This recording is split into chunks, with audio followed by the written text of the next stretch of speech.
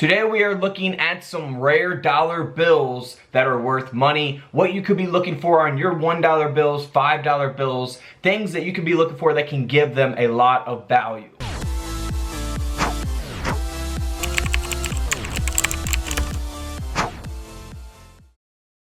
Alright, so let's just hop right into it. Welcome back to Couch Collectibles. As always, hope you guys are having an awesome day.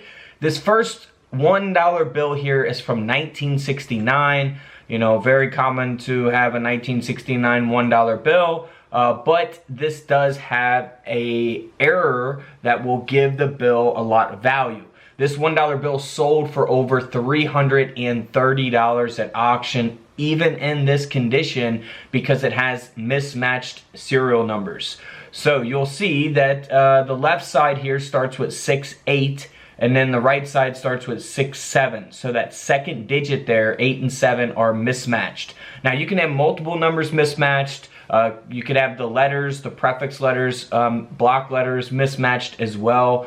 So pay attention to the letters and the numbers. They are supposed to be matching on both sides of the bill. If you find one where they are not matching, then you could be talking some money. Like I said, this is not in very great condition. You know, it's not a very high grade or pristine condition or anything like that. If it were, it would sell for a lot more money. But still, $330 for a $1 bill, not too bad. Now here's a 1969 $5 bill that has a misalignment error. So you'll see that the third printing there, the seals and the serial numbers are misaligned, shifted over to the right side of the bill. You can look for that on all kinds of different bills. Some may not be as extreme as this. Maybe it's just shifted over a little bit. So always pay attention to that on your dollar bills as well. This bill sold for over $300 also. Next up is a 1974 $1 bill. Looks very normal here on the face of the bill, but here on the back you could kind of see it looks 3D-ish, and that's because it's got a doubled back printing on the back of the bill, of course, which you can really see there pretty visibly. It's like the 3D effect when you put your 3D glasses on. So from 1974, graded by PCGS, this banknote ended up selling for over $285. Now here's a very cool dollar bill. 1974, a printed fold error taking place. You can actually see the numbers and the seals printed over that fold. Wow, that's just, that's super rare there, you know. Not finding these every day from the bank, right? But this bill did end up selling for $690 at auction. Another 1974 $1 bill, you'll see the seals and the numbers here on the back of the bill. So on the face of the bill, you'll see that overprint is missing. It's on the back of the bill, not on the face of the bill. So pretty obvious thing to look for on all your dollar bills. This bill ended up selling for over $430. Now these next two bills here, graded by PCGS, sold together at auction for over $500. They are in very good condition. They're from 1981, and they do have those gutter fold errors. So you can see where that ink is missing. It was folded up, that bill was folded up, and then it was printed after that bill was already folded. So when you unravel the bill, you know, unrelease that fold, of course there's going to be a gap with no ink there.